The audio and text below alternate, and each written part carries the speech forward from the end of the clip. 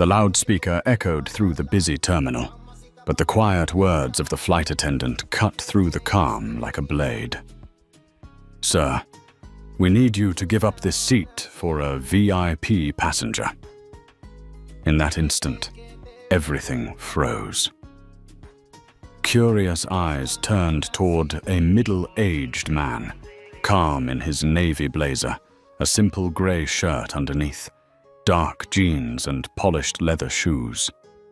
No one in the first-class cabin of that flight from Dallas knew that the man was Ethan Caldwell, 45 years old, CEO of Caldwell Systems, a multi-billion-dollar tech empire. He had just left Phoenix after signing a historic deal. But instead of enjoying a moment of peace on his way back to San Diego, he had become the center of a bizarre power play. Ethan had no entourage, no assistant shadowing him, only a small black suitcase and a worn leather briefcase. He was used to traveling light, blending into the crowd, never ostentatious. At 45, he had mastered the art of being quiet but commanding. Seat 1A for him was never just a spacious first-class seat. It was a symbol of stability, a small anchor in the relentless whirlwind of business travel. Each time he sat down, he felt he had regained control over a fragment of the chaos outside. But today, that seat had become a battlefield. From the back of the cabin came a young figure, Ryan Whitmore, 28, tall with sunlit blonde hair, stylish sunglasses perched on his head. His pale blue shirt sleeves were rolled high, every movement radiating confidence, as if the entire plane had been built just to serve him. Ryan said nothing. He simply stood there, arms folded, lips curled in a smug smile. It was enough to make clear, Seat 1A should have been his. The petite flight attendant, her voice polite but taut with strain, leaned down beside Ethan. "I'm sorry. There has been a mix-up. This seat is reserved for that special passenger. If you would kindly move to 3C, we will make sure you are served just as well." Ethan looked straight at her. His voice was calm, neither raised nor lowered, but carried the weight of certainty. "My ticket clearly says Seat 1A. I booked it weeks ago. Why should I move now?" The attendant faltered, her eyes flicking toward Ryan, who still stood there like a king waiting for his path to be cleared. The air grew heavy. Conversations around the cabin dimmed, but every ear strained to listen. Some passengers pretended to read magazines, others bent to tie their shoes, but their eyes kept darting toward 1A. Finally, a woman seated across the aisle spoke up. Margaret Lewis, 63, could not hold back. "Why should he move? He is sitting exactly where his ticket says." Her voice was firm, like a bell that shattered the silence and tightened the tension. Ethan froze for a moment, memories flooding back. Networking events where people brushed past him as if he were a junior employee. Meetings where he was mistaken for an assistant until they realized the signature on the contract was his. 20 years of building a career had taught him to live with being underestimated. But he also knew there are moments you must stand up, because those moments do not define just 1 hour, but a lifetime. Ethan raised his head, eyes locked on the attendant. "I will not leave this seat." A strained smile flickered across her lips before she turned away, leaving the air stretched thin like a taut string. Ryan's smugness soured into irritation, his lips pressed tight, while Margaret leaned toward Ethan with an encouraging glance. The others returned to their magazines and phones, but the cabin's atmosphere had shifted. Everyone knew this was only the prelude to a much longer standoff. None of them knew that the man sitting quietly in 1A held the fate of the airline itself. Caldwell Systems powered Western skies. Airlines at its core, from flight schedules and maintenance to crew management. And none of them knew that a decision made in this moment, one that seemed so small, could become the costliest mistake in the airline's history. Ethan leaned back, his eyes drifting toward the window, his lips pressed tight as if to hold back the storm rising inside. He did not need to shout. He did not need to flaunt his power. All he needed was to keep his seat.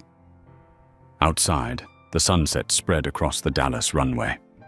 Inside, a hidden flame had just been lit, a flame that would burn away the arrogance Ryan and the airline itself had mistaken for power. Footsteps pounded against the soft carpet of first class. Ethan had just closed his eyes, seeking a moment of calm, when a deep, commanding voice sounded right beside him. "Mr. Caldwell, there has been a serious mistake. We need you to change your seat immediately." The speaker was David Harper, the tall, stern-faced chief attendant whose tone carried the weight of an order. Behind him trailed the same flight attendant from earlier, her expression a mix of tension and unease. Ethan opened his eyes. He lifted his head, his gaze cold but steady. "A mistake for you, or for me?" David leaned closer, trying to soften his tone, though the authority still cut through. "Seat 1A has been assigned to a special customer. Mr. Whitmore here is a VIP Platinum member. This is important for today's operations." From near the cabin door, Ryan Whitmore stepped forward, wearing a thin smile and eyes full of challenge. He tapped his fingers lightly against the seat and said coldly, "I fly this route every week. This seat has always been mine." "Nothing personal, Mr. Caldwell." Ethan turned toward him, his voice low and unshaken. "Nothing personal. When someone demands I give up a seat I paid for simply because they want it, that is personal." The air thickened. Every gaze in first class fixed on the front row. A middle-aged man, Thomas Reed, folded his magazine and said loudly, "The ticket decides the seat. End of story." More voices chimed in. Margaret Lewis, the older woman across the aisle, added sharply, "That young man has not even asked politely. This entire thing is nonsense." David Harper hesitated. He had not expected this wave of support for Ethan. Yet instead of yielding, he leaned closer, lowering his voice, though still loud enough for several passengers to hear. "If you do not cooperate, this flight will be delayed. You will cause inconvenience for everyone." Ethan leaned back, his eyes calm, lips curving into the faintest smile. "Then delay it. I will not give up my seat." His words landed like a gavel striking, making the air heavier still. Some passengers murmured in frustration, worried about delays, but others nodded firmly in agreement. Ryan Whitmore's grip tightened on the strap of his leather bag, his smug smile twisted into irritation. The idea that an ordinary, middle-aged man dared to defy his unspoken privilege was hard for him to accept. David turned and walked away, leaving behind a parting remark that carried more threat than promise. "We will resolve this immediately." Ethan knew what resolve meant. They would return with someone higher up, adding more pressure. He drew a deep breath, his palm gripping the armrest. Memories surged. Times he had been dismissed in meetings, ignored at gatherings. But this was different. This was not just a seat. This was dignity. In the back, Margaret watched him quietly, admiration shining in her eyes. She recognized that he was no ordinary man. There was a regal calmness hidden in every word, every look. Minutes later, David returned. This time accompanied by a man in a suit with a gleaming nameplate. Richard Collins, ground supervisor. He forced a stiff smile, but his voice was loud, clearly meant for the entire cabin to hear. "Mr. Caldwell, to ensure this flight departs on time, we are requesting that you move to another seat. If you refuse, we will be forced to take stronger measures." The cabin erupted in murmurs. Some passengers gasped. What had begun as a small issue had now escalated into a public confrontation. Ethan set his documents down on the table and looked directly at Richard. "You are asking me to give up a seat I purchased legally, to hand it over to someone who merely claims to be VIP. Do you realize this is not procedure? This is a public humiliation." His voice was steady, but sharp as steel. Silence fell across the cabin. All eyes turned toward Richard, then to Ryan, whose arrogance had already begun to crumble. Margaret tapped her armrest and spoke out. "This is the true disruption, not because of him, but because you are forcing a paying customer to endure injustice." Thomas Reed nodded firmly. "That's right. The ticket decides the seat. Let the flight depart." Richard Collins pressed his lips together, the forced smile gone. He muttered through clenched teeth. "Very well. Stay in your seat. But do not forget. This will be recorded." He turned on his heel and walked away, leaving behind a silence thick with tension. Ethan closed his eyes and leaned his head back against the seat. He did not need to win in this moment. He only needed not to lose. One thought echoed in his mind. They had no idea that seat 1A they tried to take would become the most expensive seat in the airline's history. The intercom suddenly crackled through the cabin, the chief attendant's voice booming, deliberate and clear. "Ladies and gentlemen, we are finalizing seating arrangements. Thank you for your patience." The phrase "seating arrangements" rang like a warning bell. Everyone understood. The matter of seat 1A was far from over. Ethan opened his eyes. He sat motionless, but every muscle was taut like steel cables. His calm was not submission. It was the compressed weight of a storm waiting to break. Minutes later, Richard Collins, the ground supervisor, returned. This time he no longer wore the mask of forced courtesy. Beside him strode David Harper, tall and alluring. His heavy steps meant to block any resistance. Richard stood squarely in the aisle, his voice loud enough for the entire cabin to hear. "Mr. Caldwell, this is the final time. We need you to vacate seat 1A for our priority member. If you refuse, we will have no choice but to remove you from the aircraft." First class erupted in whispers. Murmurs spread, phones discreetly lifted into recording positions. Eyes crossed in every direction, some sympathetic, some curious, some filled with disdain. Ryan Whitmore leaned casually against the wall nearby, a half, smile tugging at his lips as if victory was already his. Ethan set his folder on the table, lifted his head, and spoke in a steady voice that carried across the cabin. "Let me make this clear. I purchased a first-class ticket for seat 1A weeks ago. I arrived on time, boarded according to procedure.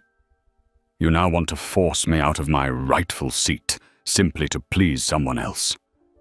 And you are turning it into a public humiliation. Tell me, who exactly is causing the disruption here?" The cabin fell into silence. No one moved. His words cut like an indictment, exposing the truth. From across the aisle, Margaret Lewis struck her hand against the armrest. "This is blatant injustice. You are abusing authority." Thomas Reed rose halfway from his seat, his voice sharp as ice. "He is right. Do you want this flight to depart, or to become a spectacle on social media?" Another passenger muttered, "I've recorded everything." The phone hidden beneath his newspaper was still capturing. Richard Collins faltered, his eyes darting toward the small lenses and curious stares. What he had not anticipated was that the truth was no longer in his hands, but in the hands of witnesses. Ethan leaned forward, his voice lower now but resonating with power. "You can drag me out. But when you do, remember this. You are dragging a fully paid, compliant passenger from his lawful seat just to appease someone else. Are you prepared to see that image spread everywhere?" Richard pressed his lips together, the forced smile gone, doubt flickering in his eyes. Seeing the shift, Ryan Whitmore broke in. "Enough. I am VIP, and this airline knows what value I bring. This seat is mine. He should know his place." The words spilled raw, dripping with arrogance. The cabin froze. Ryan had said aloud what everyone already sensed. This was no mistake. It was discrimination. Ethan turned his head, fixing Ryan with a long stare. No anger, no shouting. Only a steady gaze, sharp as a blade. "Perhaps it is you who doesn't know whose place this really is." For a fleeting moment, Ryan flinched. His smug smile wavered, as if some instinct warned him that there was far more hidden beneath the ordinary exterior of this man. At last, Richard Collins drew a deep breath and stepped back. "Very well. Remain where you are. We will find another solution." He turned away, his face darkened, leaving behind a simmering storm in the cabin. Ethan leaned back, eyes on the window. The engines rumbled, preparing for takeoff. But within him, a decision had already formed. This battle did not end here. It had only just begun. The plane touched down in San Diego just as the sunset faded, giving way to the night that draped itself over the coastal city. The pale yellow lights of the runway reflected against the windows, stretching like fragmented memories across Ethan Caldwell's mind. He waited until most passengers had disembarked before rising. Ryan Whitmore avoided his eyes, slipping quickly out of the cabin, like a man who had just lost a game he thought was already won. Margaret Lewis paused before leaving, offering Ethan a small nod, her eyes glowing with admiration. Yet instead of relief, Ethan felt only a cold emptiness in his chest. He had kept his seat, but the public humiliation lingered like a wound that refused to close. A black sedan waited at the terminal. The driver, Michael Torres, smiled warmly as always and asked, "Good flight, sir." Ethan hesitated for a moment. He could not speak the truth. He simply answered, "We've arrived." In the car, street lights flickered across his face, casting fleeting shadows across his somber features. His phone buzzed constantly, emails pouring in with updates on the Phoenix deal that had just been secured. It should have been cause for celebration, yet tonight nothing felt like victory. Later, in his kitchen, a glass of cold water sat heavy in his hand, like evidence.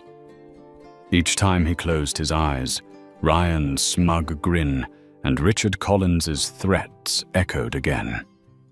Ethan's mind drifted back to his early years, meetings where he was mistaken for a logistics clerk, conferences where people turned their backs because he did not fit the image of a millionaire CEO. He had ignored it all, pouring everything into building Caldwell Systems. But this time was different.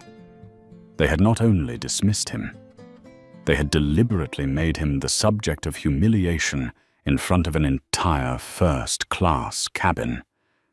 This was no longer about a seat. It was about a system that judged human worth and deemed him unworthy. He set the glass down, the sound of it striking the table sharp and hollow. In his mind, a thought crystallized into resolve. Someone would have to pay. Ethan picked up his phone and dialed a familiar number. On the other end came a weary, gravelly voice. "Still at the office?" It was Daniel Cross, the loyal COO of Caldwell Systems. "Yes," Daniel replied. "I'm reviewing the Phoenix reports. What's going on?" Ethan sank into his chair, his voice low, almost icy. "I need the entire contract with Western Skies Airlines. Every clause, every deadline, every dependency they have on our systems, as detailed as possible." Silence lingered for a few seconds.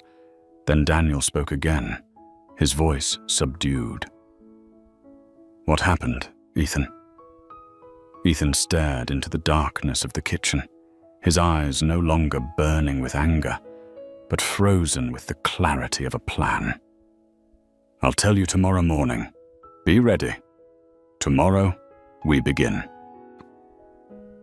After ending the call, Ethan leaned back in his chair. For the first time that evening, his heartbeat steadied. The raw sting of humiliation slowly transformed into something else: resolve.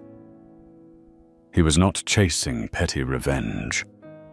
He would show Western Skies that their decision to cast him aside that day would become the costliest seat in their history. The glow of the city lights spilled through the window, painting broken patterns across the wooden floor. Ethan closed his eyes and whispered, "They think I am just a passenger.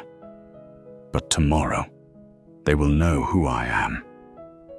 In the stillness of the kitchen, those words echoed like an oath. And from that moment, the fate of an Enter airline began to move into the storm. Dawn stretched across the glass towers of San Diego. The sun rose slowly, pale gold, yet sharp as a blade. The headquarters of Caldwell Systems rose in the center of the city like a massive block of crystal. Ethan Caldwell walked through the main lobby, his stride straight, his face betraying no emotion. The receptionist greeted him with a bow, and he responded only with a faint nod. Inside him, however, a storm was waiting to be unleashed. The 20th floor boardroom gleamed with sunlight pouring through the glass. On the table, stacks of thick documents were neatly arranged. Daniel Cross, the COO, stood waiting, dark circles under his eyes from working through the night. "Here is the full contract with Western Skies Airlines," Daniel said, sliding the heavy folder across the table like a law book. "They depend on us for everything: scheduling, maintenance, even crew management. If our system stalls, they will fall into chaos in just a few hours. Ethan turned page after page, his eyes like blades cutting through every detail. He asked quietly, "If we pull back priority, how many other carriers are ready to sign for the same services?" Daniel gave a weary smile, tinged with calculation. "At least 3. 2 of them are Western Sky's direct competitors.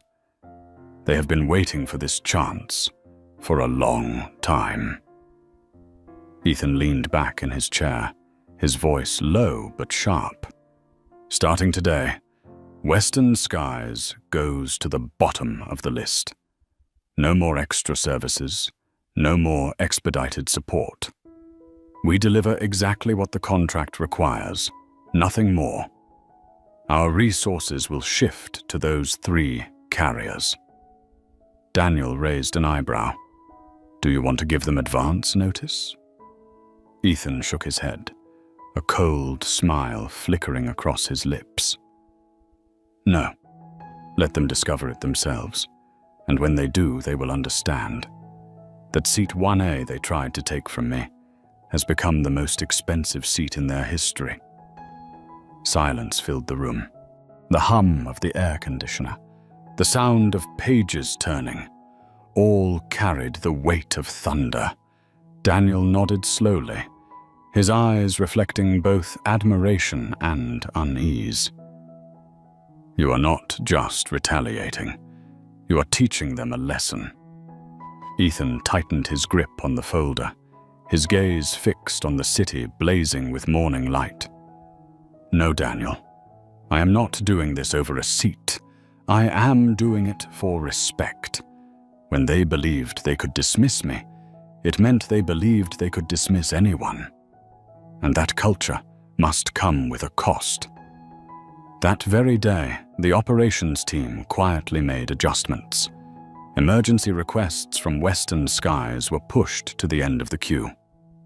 Software updates, once prioritized, now had to wait for the standard schedule. Meanwhile, the client relations department began approaching 2 rival airlines, opening doors for a transfer of services. No one outside the executive circle knew the real reason. But inside Caldwell Systems, the air was tight as a drawn string. By late afternoon, Ethan stood alone in his office, watching the last rays of sunlight stretch across the San Diego Bay. He remembered Ryan's mocking stare, Richard Collins's public threat, and the silent applause of Margaret Lewis. Together, they formed one reminder. Respect is not something to be negotiated. He whispered softly, his deep voice resonating in the empty room. They will learn the hard way. 3 days later, the phones at Caldwell Systems rang non-stop. On the display screens, the Western Skies Airlines logo flashed like a distress signal. Daniel Cross picked up, his voice calm. "Caldwell Systems, this is Cross." On the other end, the frantic voice of a regional manager came through. "The scheduling system is running unusually slow. Our support requests haven't been processed. At this rate, several flights will be delayed." Daniel glanced at Ethan, who stood silently with arms crossed by the window. He answered briefly, "We are processing requests according to contract procedures. Please wait." Hanging up, Daniel gave a half smile. It has begun. Within a week, the picture became clear. Western Skies was faltering. Dozens of flights were delayed because maintenance data updates arrived late. Crew members complained that the shift management app kept freezing. Customers flooded social media with complaints. Meanwhile, rumors spread quickly.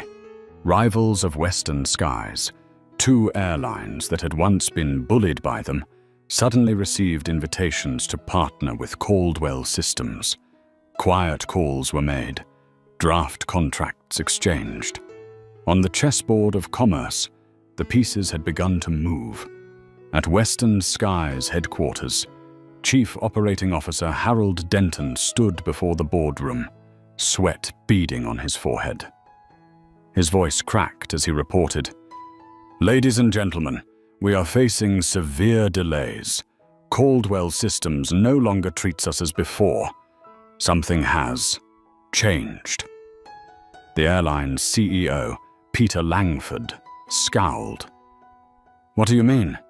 Caldwell has always been our strategic partner. Call them, sign an addendum, pay more, do whatever it takes." But Harold only shook his head. "They said they will honor the contract, nothing more." The air in the boardroom grew heavy as lead. Faces paled, eyes darted away. A silent truth emerged. Western Skies was no longer a priority. In the top floor office in San Diego, Ethan reviewed the reports. On his screen, the list of delayed Western Skies flights stretched on. He did not smile, nor revel in satisfaction. He simply watched, his eyes cold. Daniel asked, "Are you going to meet them? They will beg, you know." Ethan closed his laptop, his voice low yet resounding in the wide office. "No.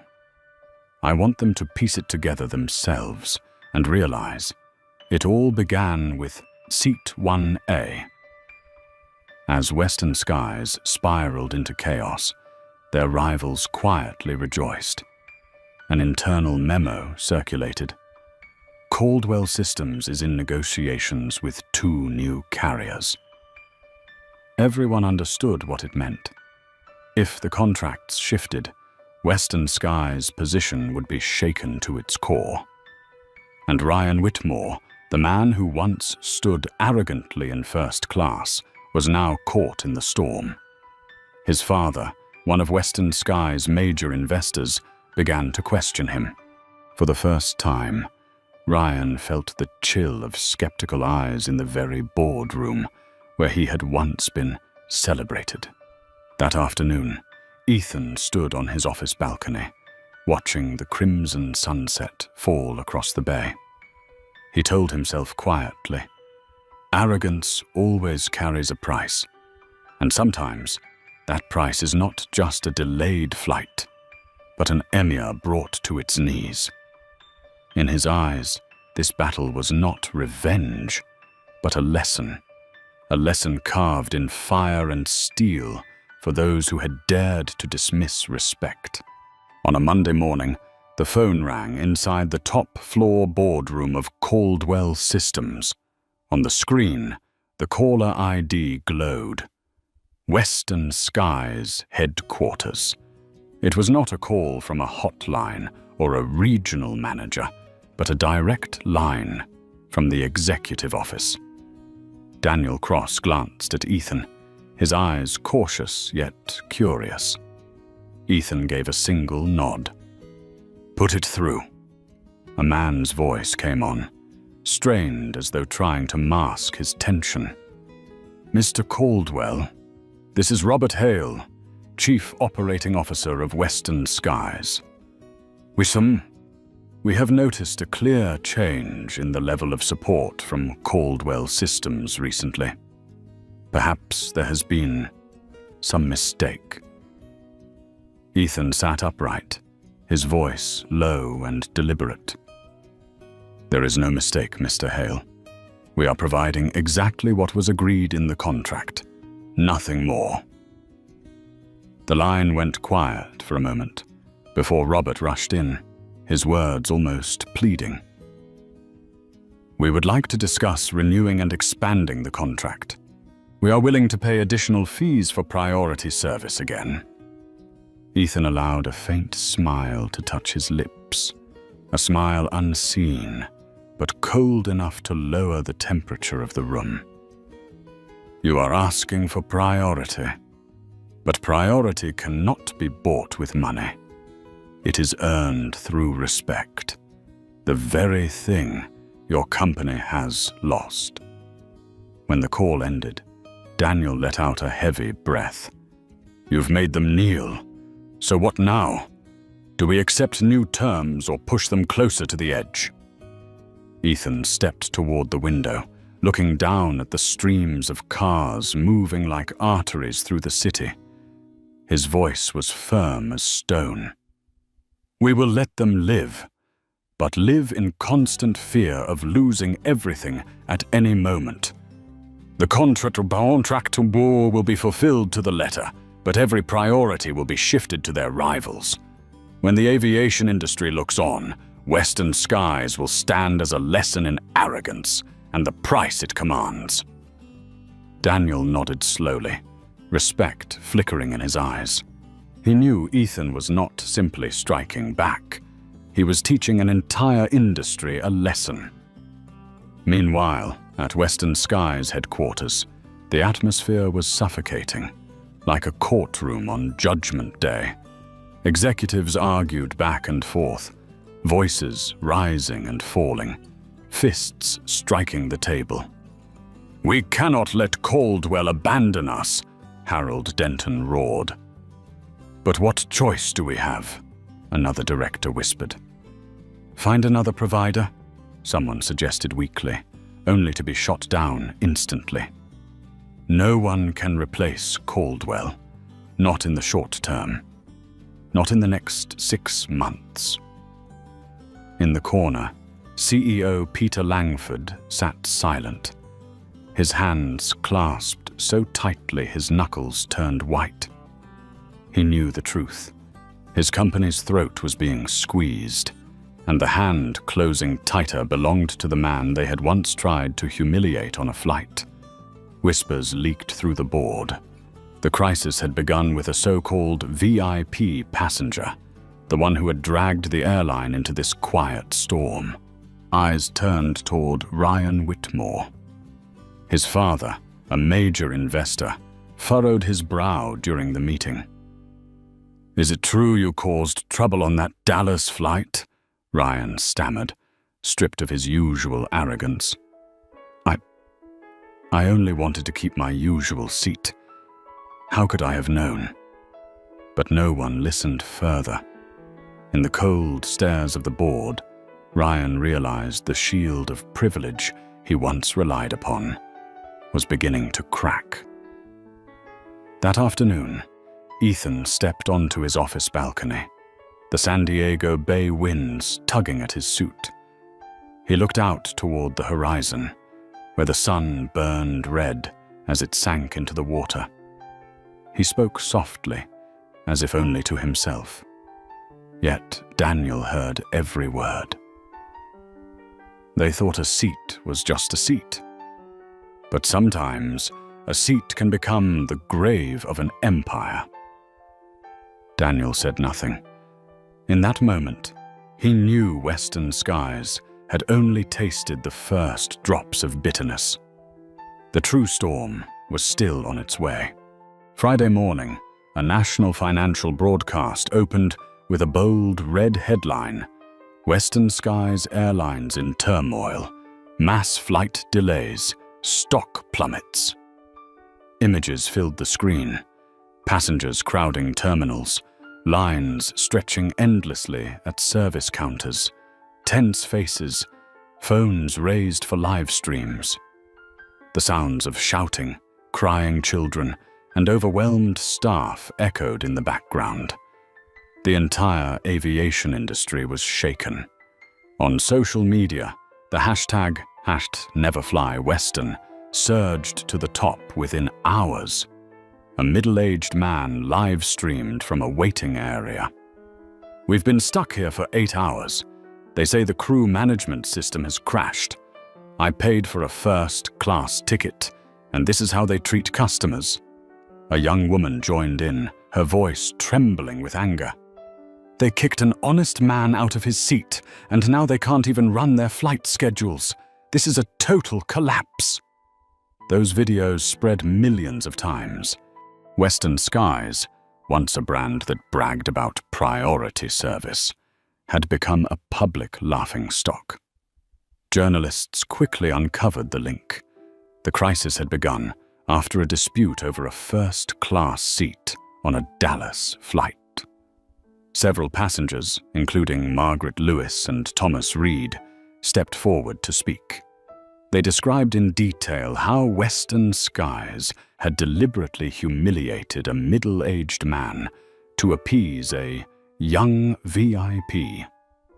In an interview, Margaret stated bluntly, "I saw it with my own eyes. They asked him to leave a seat he had already paid for. That was no mistake. It was public disrespect. And now, they're paying the price." The story grew wider. The public no longer saw it as a technical failure, but as a moral reckoning. At Western Skies headquarters, CEO Peter Langford slammed the table during an emergency meeting. "We must handle this PR crisis immediately. Everyone is talking about Seat 1A. Find that passenger, send an apology, offer compensation 10 times over." But Harold Denton shook his head in despair. "You don't understand. That wasn't just a passenger. That was Ethan Caldwell, chairman of Caldwell Systems." The room fell silent. Some executives slumped into their chairs, their faces pale. They realized the man they had tried to push out of his seat was the one holding their very lifeline. In his San Diego office, Ethan watched the news on a large screen. The reporter's voice rang out. "Western Skies has lost 12% of its stock value in a single morning. Competitors are seizing the opportunity to capture premium customers. The crisis is believed to have been triggered by the withdrawal of technological support from the Caldwell Systems." Daniel Cross stood beside him with a faint smile. "In just 1 week, they've gone from giant to struggler. So what now, Ethan? Do we step in to save them?" Ethan set down his coffee cup, his eyes fixed on the screen. "No, let them struggle. An arrogant empire must collapse to remember that respect is never optional." The following articles did not just target Western Skies. They named Ryan Whitmore directly. Photos of him in first class, arms crossed, smirking with arrogance, flooded the internet. Headlines asked, did an entire airline destroy itself just to please a spoiled VIP? Ryan became the center of public outrage. Friends abandoned him. Shareholders raged, and even his father, a major investor, was forced to publicly distance himself from the scandal. By late afternoon, golden sunlight bathed Caldwell's office. Ethan stood by the glass, watching seagulls wheel over the bay. He remembered that moment in first class, when the entire crew had stood before him and threatened to drag him out. He whispered firmly, "This is not the end. This is only the beginning." His eyes gleamed, not with hatred, but with the vision of a man turning humiliation into the chance to reshape an entire industry. 2 weeks later, in the midst of a crisis that showed no sign of easing, a thick envelope arrived at the headquarters of Caldwell Systems. Embossed with the Western Skies logo, the handwriting on it trembled with desperation. Ethan Caldwell opened it in his office. Inside was a formal letter, signed by CEO Peter Langford. "Dear Mr. Caldwell, we sincerely apologize for the incident on the Dallas flight. It was an unfortunate misunderstanding. Western Skies values you as both a customer and a partner. We hope to rebuild trust and continue our cooperation in the future." The words were polite, the phrasing softened, but to Ethan they felt cold and hollow. An apology offered only after the damage had exploded, What meaning could it hold? He folded the letter and placed it on the dark wooden desk. Memories surged back. The flight attendant's averted gaze, Richard Collins's threats, Ryan Whitmore's smug grin. Each one vivid, etched into his memory like a scar. He thought silently. If I had not been Ethan Caldwell, if I had been just an ordinary passenger, who would have stood up for me? This letter was not for justice. It was a desperate attempt to salvage a contract that was bleeding out. Late that afternoon, Ethan met Daniel Cross at a small diner by the bay. Daniel stared out toward the horizon, where the sun painted the sea a burning orange, then asked, "What do you plan to do? They're desperate. If we agree, they'll pay any price." Ethan sipped his black coffee, his voice calm but resolute. "We honor the contract until it ends. After that, all resources go to their rivals. Western Skies must learn that respect cannot be patched up with money." Daniel nodded, though unease flickered in his eyes. "Aren't you afraid of being seen as too harsh?"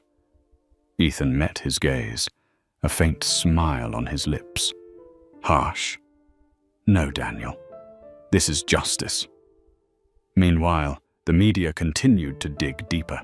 One major paper published a photograph of Seat 1A with the headline, "The most expensive seat in Western Skies history." The story had grown beyond a single flight. It had become a symbol. Arrogance could topple an empire. One evening, Ethan dined with his longtime friend, Richard Monroe. After hearing the entire story, Richard set down his silverware and looked straight at him. "You know, Ethan, people think respect is just courtesy. But in truth, it is the foundation. Lose it, and everything collapses." Ethan stayed quiet for a moment, then smiled faintly. "Exactly. And Western Skies learned that lesson in the hardest way." Back at home, Ethan sat in silence, the desk lamp casting light over the apology letter.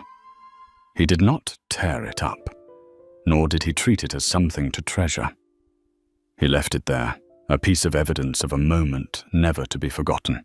He whispered softly, "Not money, not status, but how you treat others when you think no one is watching.